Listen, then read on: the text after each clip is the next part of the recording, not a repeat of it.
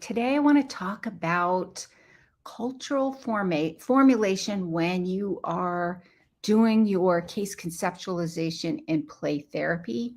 So, I'll talk a little bit about what case conceptualization is, because that's a really fancy term, and some of you may not be familiar with it. If you have been watching some of my previous live stream episodes, then you probably will be familiar with it because I've been talking about case conceptualization and play therapy for a few weeks now and the different aspects of case conceptualization, especially in play therapy, and the importance of case conceptualization to get that impact that you're looking for your clients. And really understanding the cultural aspect of case conceptualization is an important part of that competency to really understand your clients and their families holistically. It also makes sure that you're checking your own biases and you're making sure you're not misdiagnosing because you've attributed a certain type of behavior to something like refusal or some other kind of maybe not so positive aspect of your client when it may actually be their cultural norm. And so understanding that is critical for developing that therapeutic rapport with your clients and their parents or guardians, as well as making sure you can effectively help them navigate through all of the phases of the treatment process. Because we know when we're in the middle of the treatment process, even in play therapy, when we're looking at the child holistically and thinking in terms of child within context of family and community, then we know in the middle phases of treatment, that's kind of where the rubber hits the road, can get a little challenging. You have to overcome and help navigate around a few of those challenges that come up in the play therapy process. And if you don't have that strong therapeutic rapport with your clients, then you may lose them. So, and sometimes that can be easier said than done, and sometimes it can be actually not too bad. So, if you're joining me live today, I would love to know who's here. Go ahead and post your name in the comments, post where you're from. I am Kathy Spooner. I'm a licensed clinical social worker and a registered play therapy supervisor here in the United States. And I have been in the child and adolescent mental health field for over 30 years now, supervising and training, doing consultation for about the last 15 years. And so I stream live every Wednesday at 7 a.m. Pacific time here in the United States and talk about all things play therapy and expressive arts to pass along my knowledge of 30 years and all my knowledge through the consulting and supervising process. I have an online play therapy consultation supervision program called Play Therapy Academy. So I'll talk a little bit more about that at the end if you're interested in getting into some kind of additional support to level up your play therapy skills. I'll also talk about some of the online courses, trainings, in-person trainings I have going on if you're interested in that. One of the things that I have been really focusing on lately is really getting some of those core competencies in play therapy to get a really strong foundation. Because if I love using the analogy of building a house, we know if we don't have a strong foundation, then it's not going to bear up the weight of the house, so to speak. So for the play therapy metaphor, that has to do with building up your theoretical model foundation. And how do you take that theoretical model and apply it, as well as some of these core competencies that the Association for Play Therapy has identified that we need to develop mastery with, regardless of our play therapy model. There are some things that are consistent across all the play therapy models. And it's been my experience when we develop competency in these, then the quality of services that we provide really exponentially increases. That's a process. It takes time. We all know in the mental health field that requires also getting some mentoring, um, AKA play therapy supervision and consultation. And learning how to do that will definitely help you make more of an impact, because that's the reason you do this, right? This is why we all do it. We want to make a difference. We want to make an impact. And to do that, it's really important, in my opinion, to get these core competencies, to gain mastery with them. And so that's why I've been talking a lot about some of these core competencies. I've developed an online course series called Getting Grounded in Play Therapy Excellence. These courses are really focused on some of these foundational skills of play therapy. So like the first online course, they're all self-paced, so you can take them whenever it's convenient for you in your time zone. So the first one is Getting Grounded in Play Therapy Foundations. That's a core one for play therapy, becoming a play therapist. The second one I have out currently is called Getting Grounded in Play Therapy Case Conceptualization. And so a lot of what I've been talking about over the last several weeks is information that I've gathered and put together in this course. I go into more depth in the course. I walk you through step by step how to do it. And at the same time, I think these are important things for us to be talking about in the play therapy community, because I don't think they come up very often. I think in some ways we kind of take them for granted. One of the things that I've found as I've been over the last 15 years, especially the last, I would say last 10 years, is really not really understanding the importance of case conceptualization and how that can make a huge difference in the quality of your play therapy services. And so if we're talking about play therapy case conceptualization, one of the things that we need to make sure to also talk about is, what is cultural formulation within the larger case conceptualization framework? So there's a few people that are kind of checking in. I wanted to say hi. There's a few people on Instagram. So I live stream every week into Instagram.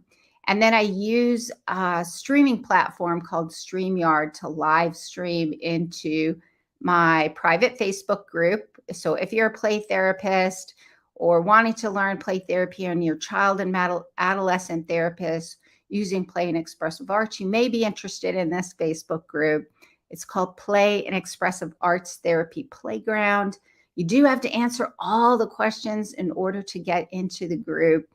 I always like to say that because on a regular basis, they don't get in sometimes. So just make sure, if you want in the group and you're a child and adolescent therapist using play therapy and expressive arts, just make sure you answer all the questions.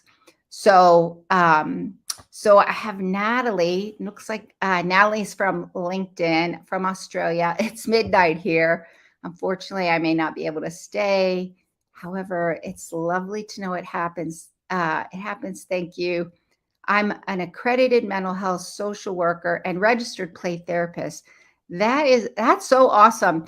And also, Natalie, or any of you who are in a very different time zone for me, as an FYI, these live streams will automatically generate into a recorded replay. You can't join in. I mean, you can join in after the fact and post in the comments after the fact. I love that, interacting with people and kind of engaging. I think it's really cool to learn what people are doing around the world using play therapy and helping children, adolescents, and families heal, and how play therapy is being done in other countries and other cultures. So I think that's really cool.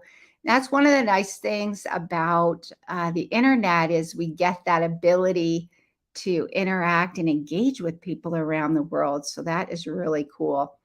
And so on Instagram, looks like we have a couple of people, Davnia, I hope I pronounced your name correctly, from Malta. That is so cool.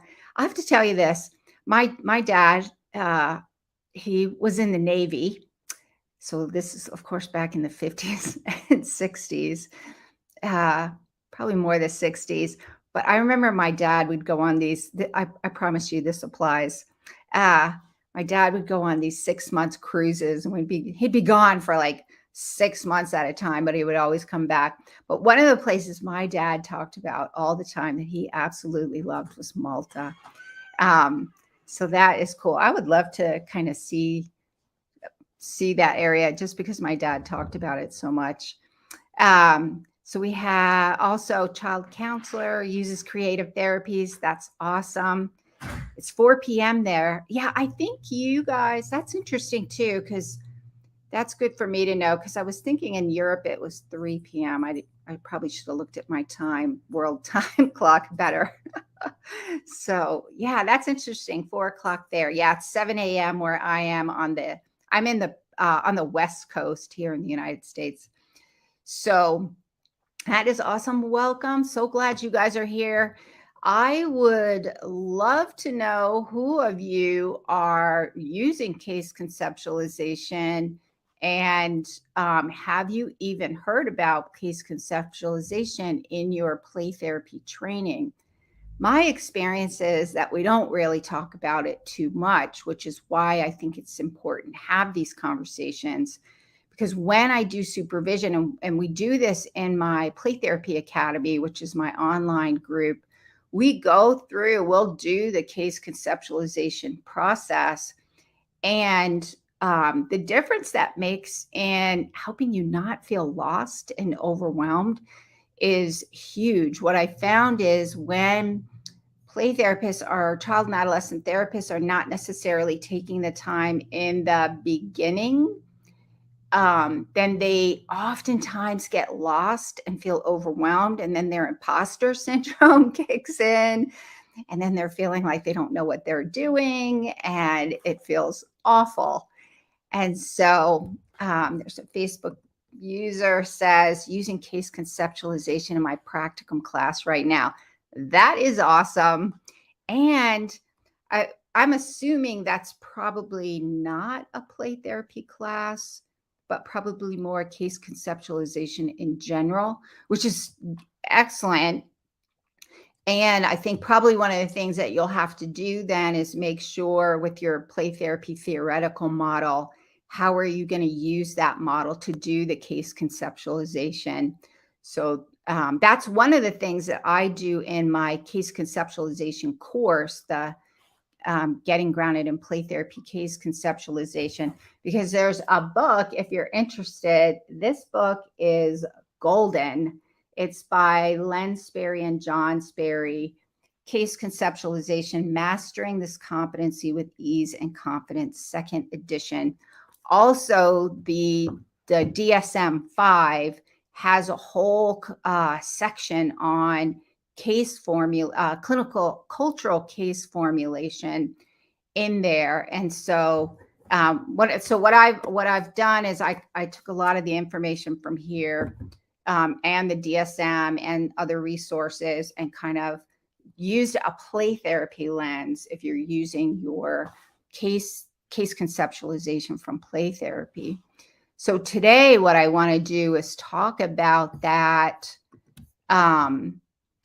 What's the cultural formulation component of case conceptualization? So first and foremost, I'll just kind of briefly review case conceptualization. If you're interested in learning more or hearing more about what I've talked about, feel free to hop over to, if you're in my Facebook group, all of the live replays are pinned in the featured section. If you're in LinkedIn and probably even Instagram, maybe it's probably better to hop over to my YouTube channel. My YouTube channel is Kathy Spooner, Renewing Hearts Training. And if you click in the live tab, all of the replays are over there. Feel free to, if you find this information helpful on the YouTube, please feel free to like it and share it across your social media platforms. On my YouTube channel, you can subscribe so you get, and click the notification bell so you do get notified. But all the replays are there. So the book title is Case Conceptualization. It's by Len Sperry and John Sperry. I'll hold it up so maybe you can see it a little bit in the camera there. Case Conceptualization, Mastering This Competency with Ease and Confidence, second edition. And it's the book is a really good book. I highly recommend it. I don't get any kickbacks from this book. I just really think it's a good book. I like to let people know about it, especially in the play therapy world, because we don't really talk about it that much. So case conceptualization is essentially gathering information to identify exactly what's going on.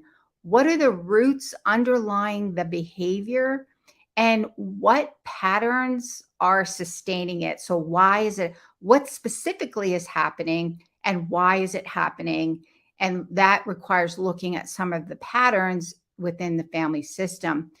The reason it's important is kind of what I've already talked about already, is it's really getting that case conceptualization gives you a better idea of what actually is going on, so that when you are determining what play therapy intervention model, so this is a treatment, it ties directly in with treatment planning, and I'm going to talk a little bit more about that later.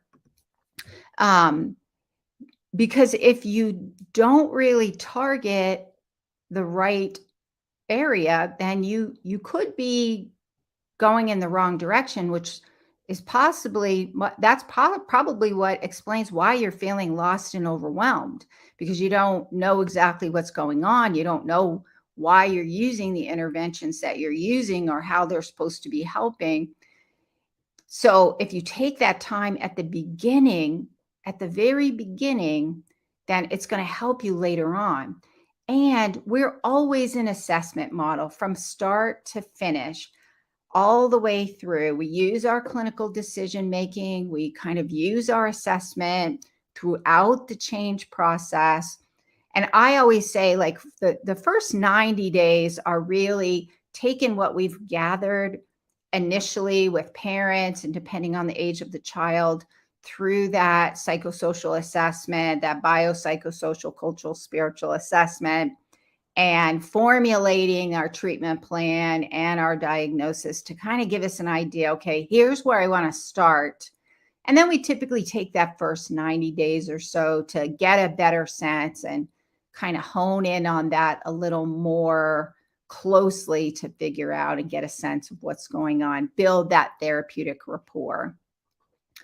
And so here's where I'm going to have a different opinion of some of the industry norms in the play therapy community. And how do I know this?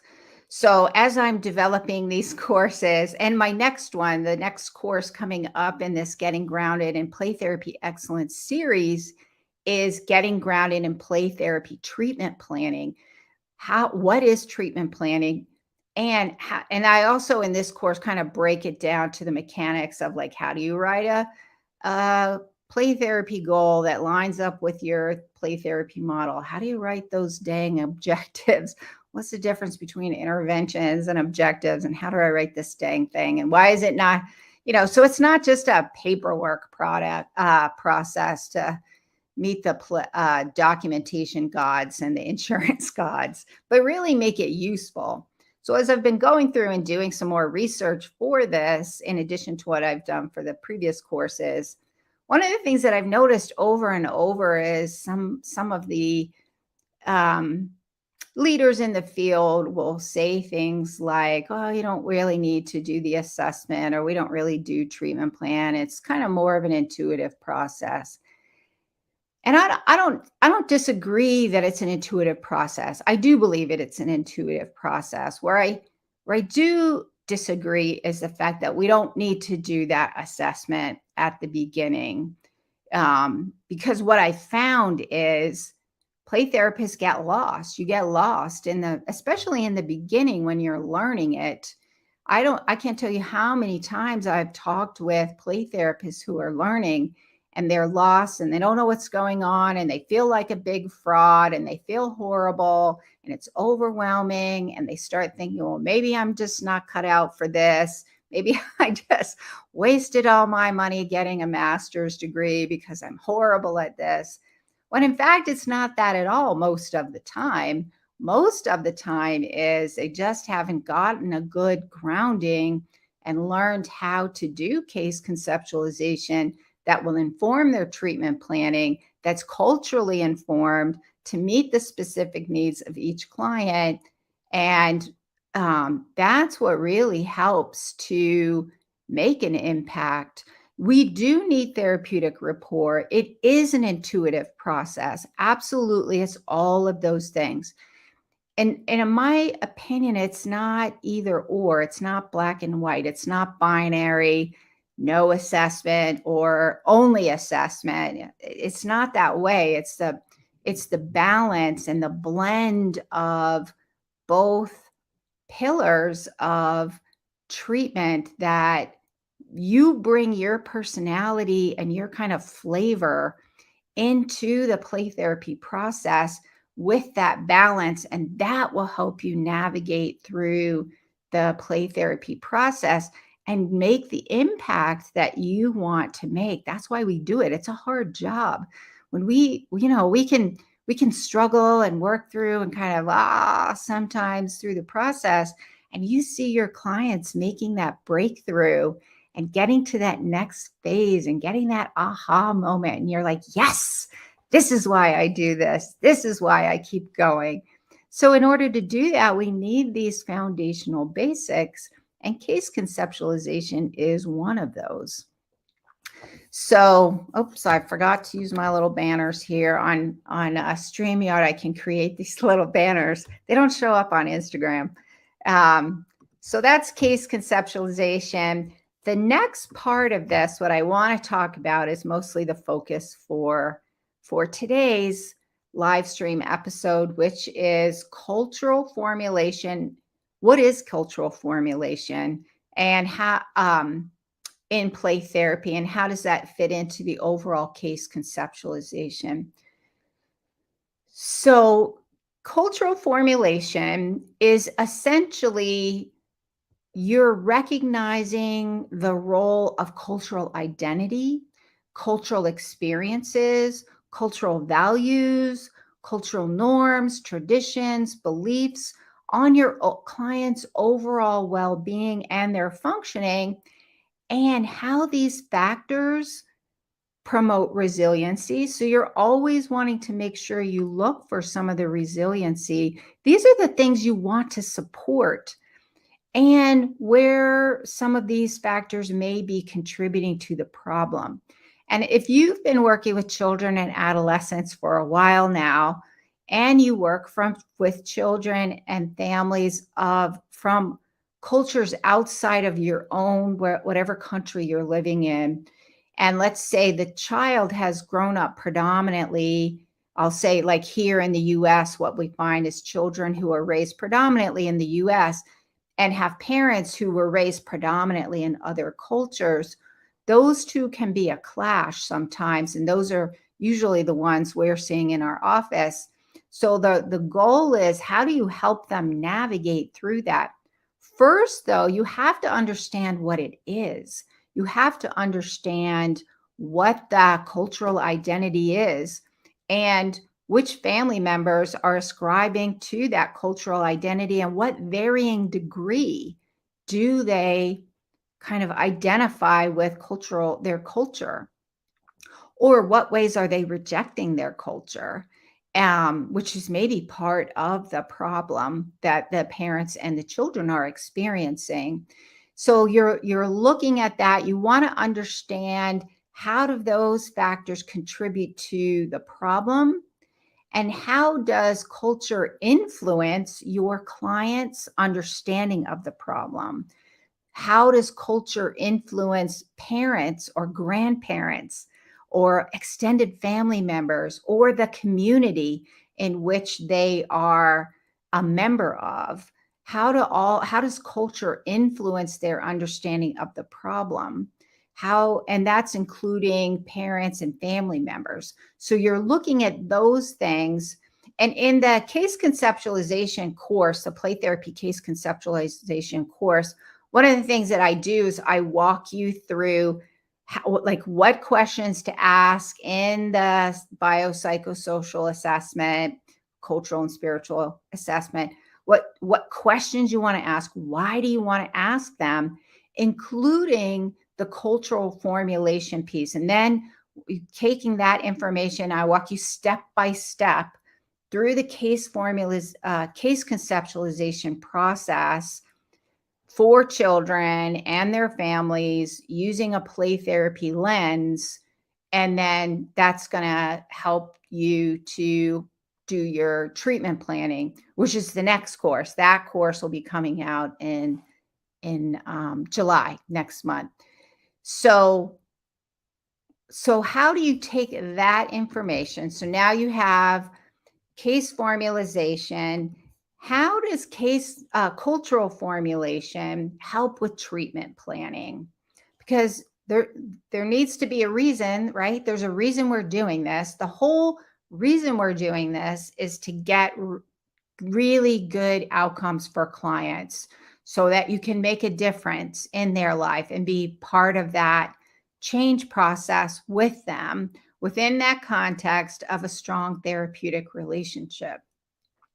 So when you do your cultural formulation and how it impacts your treatment planning is when you're doing your cultural formulation, you're also checking your own biases about culture, especially if that culture is different from your own.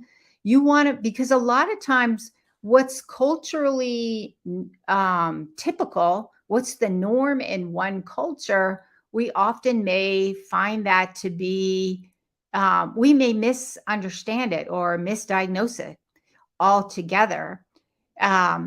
And so really understanding where our clients are coming from, meeting them exactly where they are so you can help them get where they want to be is really important. It also ensures that you're going to reduce the likelihood of misdiagnosing. If there's something that's a cultural norm for your client's culture, but you're not familiar with it or you're not understanding or recognizing it, it does increase the likelihood that you may misdiagnose your client. And the reason that's important is because you'll be focusing on the wrong thing. And you may be ascribing something as a problem when it may not be the problem. It may just be their way of being. And then that's your own bias showing up in this formulation process. So the importance of it is to make sure that you're accurately recognizing how culture plays a role in the problems your clients are experiencing, as well as recognizing any of those resiliency factors.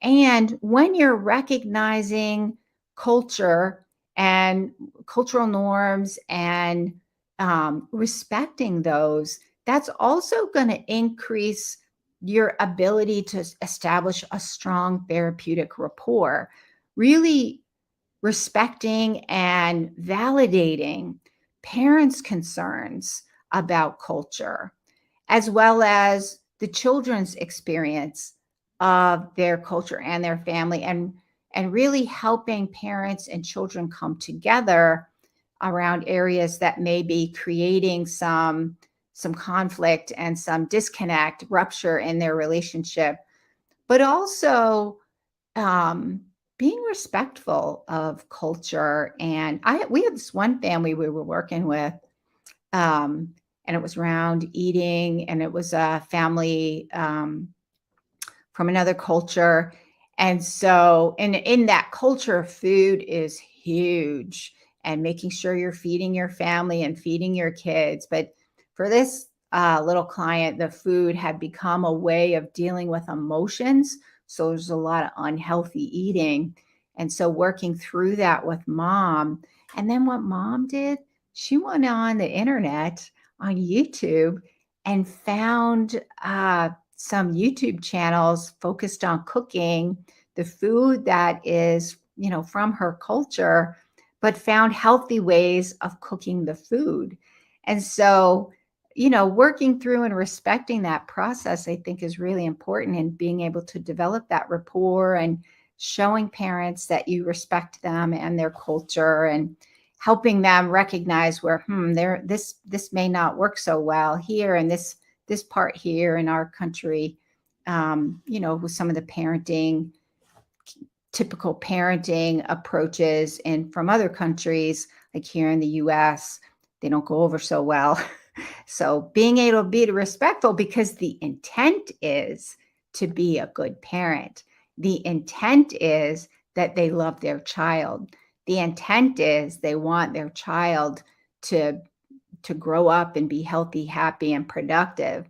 We can always join on that intent and build rapport around that, and recognizing some of those positive areas and those positive things about culture, and then work with some of the areas where it may need change. So that is it for today.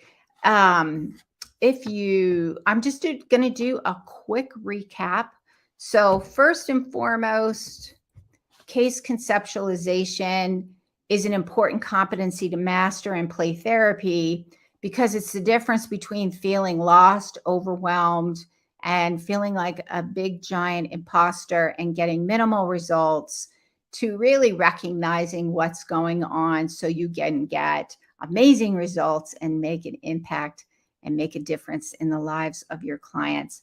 And again, we want to make sure that we balance out gathering information, doing that assessment process, with using your play therapy theoretical lens, because that's going to help to identify your play therapy theoretical lens will influence how you identify and make sense of and describe what the problem actually is. And then using that case conceptualization to do your treatment planning. That will influence diagnosis. Diagnosis is not a bad word. It's not all about diagnosis. And we want to make sure to get an accurate diagnosis, because it gives you an idea what's going on. How many different kinds of anxiety are there? There's a ton.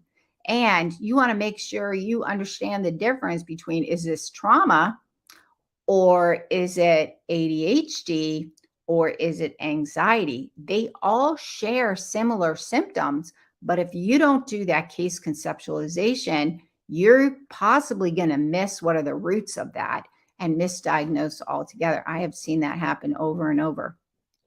And it's not to say we're never going to misdiagnose. Sometimes we do miss it. Sometimes, we'll start out with one diagnosis, and as we're getting into, the middle part, we're realizing, oh, I think this is probably something else. Those things do happen. But that's not, in my opinion, a reason not to do it in the beginning. That's just kind of where I tend to take a different stand on that particular topic. And so the second thing is, what is cultural formulation, which is really learning how to develop a culturally informed case conceptualization, so that it ensures you understand your client in a holistic way. And this client lives within the context of family and community. And those families and communities come with specific cultural norms, beliefs, values, traditions, ways of understanding and make sense of what your client is going through. So you want to make sure to understand that and create, it does, when you're using that cultural formulation, that cultural lens, you're also creating cultural safety, which is an important part of that therapeutic communication with your client, because culture is dynamic and it's deeply embedded in a person's way of being. So within the context of that therapeutic communication that you're having, you're more aware of those dynamics of the culture and how those show up within that communication, that interaction in those therapy sessions, and how you might be communicating in a way that may be problematic for your clients, or misunderstanding maybe their way of, like, if they don't understand anything in their culture, they don't want to look like they're a bad parent, or that they don't understand what you're saying. So they may not tell you. And they may just say, yeah, I get it. And they don't. And you're like racking your head, like, why are they not doing what I'm saying is the best thing for them to do? Are they just being willful? Are they a terrible parent? Well, it may have nothing to do with that. It may be that they're a really good parent, but some of those cultural influences are showing up. And so, how does cultural formulation help with treatment planning?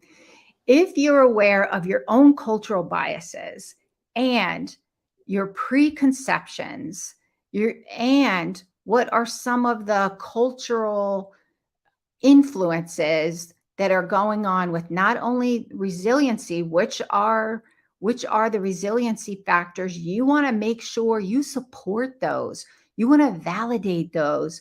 You want to highlight those. And then that's going to help build rapport. That's going to help build trust.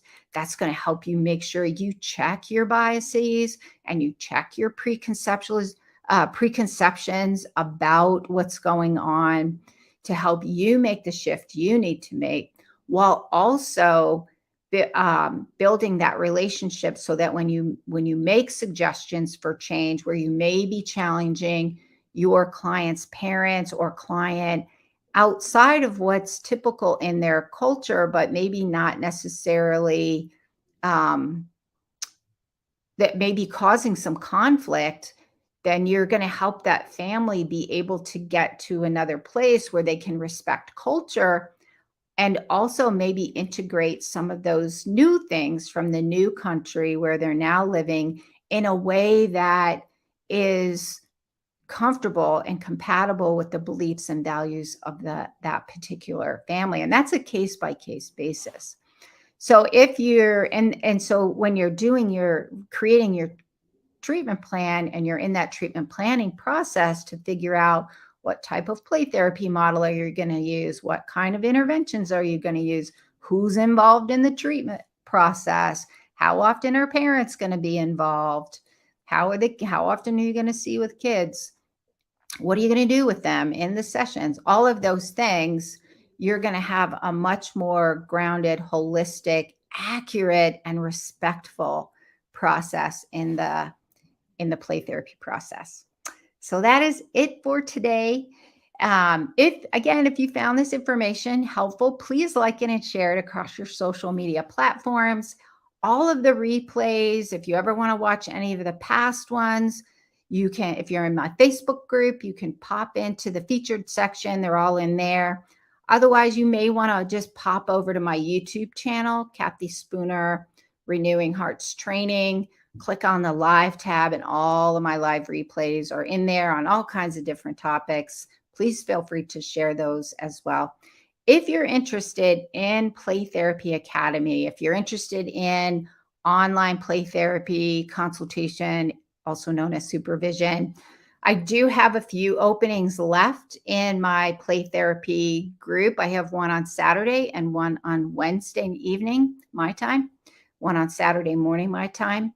In Play Therapy Academy, it's really hands-on. We have a case presentation schedule, and people in the group will present their schedule. We'll talk about case conceptualization. What specific play therapy model are you using? How are you applying the model? We give lots of feedback. There's some amazing people in our group, and they always add resources and information. So you not only get my 30 years of experience in child and adolescent therapy, you also get the collective wisdom and brilliance of the group. That's what I say. And then also in Play Therapy Academy, it's a program that includes the twice a month online groups, as well as all of the courses from the Getting Grounded in Play Therapy Excellence series. In addition, we have a group chat for support in between sessions. There's some other bonuses that come with Play Therapy Academy. If you don't need Play Therapy Academy and you already have supervision with someone, or maybe you're already in RPT, but you want to take some of these courses, they're available a la carte, so to speak. You can buy them separately. Just pop over to my website. The one that I've been talking about recently is Getting Grounded in Play Therapy Case Conceptualization. I have some other courses over there as well. If you're interested in the courses, you can pop over to my website, which is rhplaytherapytraining.com. The courses will be on the courses page. If you're interested in Play Therapy Academy, then pop over to the website and go on the supervision page. You'll see information about Play Therapy Academy, and you can schedule a free 30-minute call with me, a video call. We could talk about Play Therapy Academy, see if it's a good fit for you. I do only have a few spots left. So if you're interested, you probably want to contact me sooner rather than later, because I'm not doing, when they close, they'll be closed for a while until somebody is not doing it anymore. So, all right. So I will see you next week, and have a good week.